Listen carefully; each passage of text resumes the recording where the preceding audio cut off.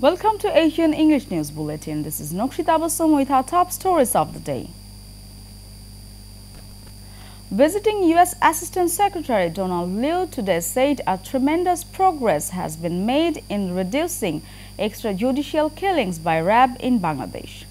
The U.S. Assistant Secretary was talking to reporters after a meeting with Foreign Minister Dr. A.K. Abdul Momen at the ministry in Dhaka. He said it shows the RAB is able to carry out important counter-terrorism and law enforcement functions while respecting human rights. Awami League retains a significant level of support, and there is still a lot for the government in Bangladesh to point to as a success story amid current challenges, according to Michael Kudelman, the director of the newly created South Asia Institute at the Wilson Center in Washington, D.C. He said the party has been able to bring success stories on the economic front and in encountering terrorism. It's a global success stories, he added. Mark Goldberg recently sat down with Kugelman to discuss the recent protests in Bangladesh. The Foreign Policy magazine published the podcast recently. Kugelman said some disruption in electricity supply was a strain on the economy, and a sudden fall in economic productivity was an opportunity for the opposition to take to the street. He also said economic problems and corruption gave the opposition opportunity to draw more attention. He also responded to questions on Bangladesh's next national election, which he hoped will be held as per constitution.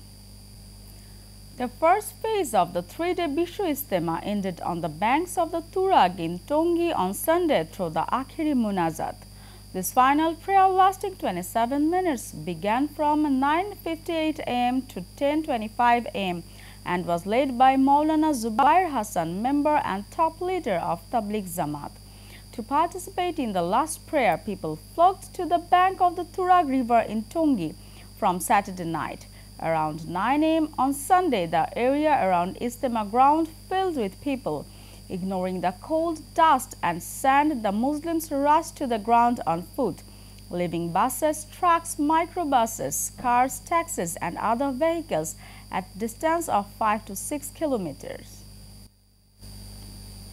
The High Court today directed the authorities concerned to conduct investigation into the allegations of purchasing properties by 459 Bangladeshi nationals in Dubai and suppressing information about those.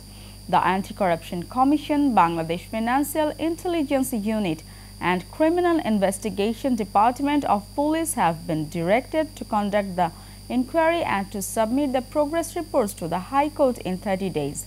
The High Court bench of Justice Muhammad Nazrul Islam Talukdar and Justice Khizir Hayat Lizu passed the order following a writ petition filed by Supreme Court lawyer Shubir Nondi Das seeking the necessary directives on this issue.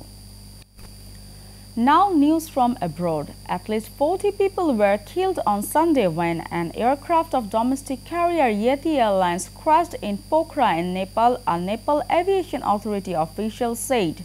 There were 72 people on the twin-engine ATR-72 aircraft operated by Nepal's Yeti Airlines, including 2 infants, 4 crew members and 10 foreign nationals, said airline spokesman Sudarshan Bartaula. Hundreds of rescue workers were scouring the hillside crash site.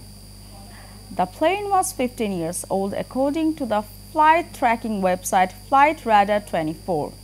Air accidents are not uncommon in Nepal, home to 8 of the world's 14 highest mountains, including Everest, as the weather can change suddenly and make for hazardous conditions.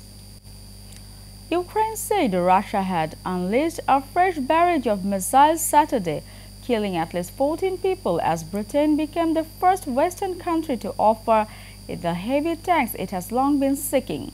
The British move drew a swift reaction from Moscow, which warned it would only intensify the conflict.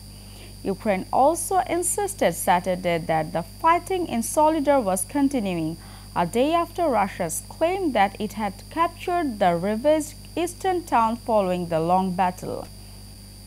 This is it for now. Please stay tuned with Asian News and visit www.asiantvonline.com.